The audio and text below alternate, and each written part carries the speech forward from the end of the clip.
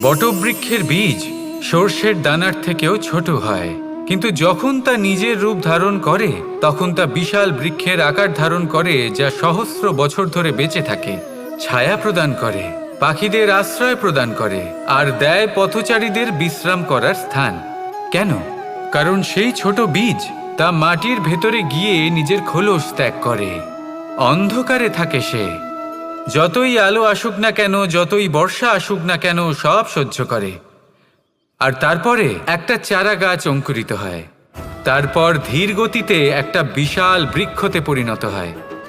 দেখুন, জীবনে কঠিন সময় আসে, এই জন্য নয় যে আপনি হার মেনে নেবেন, এই জন্য আসে যাতে আপনি ভবিষ্যৎ নির্মাণের জন্য নিজেকে তৈরি করতে পারেন।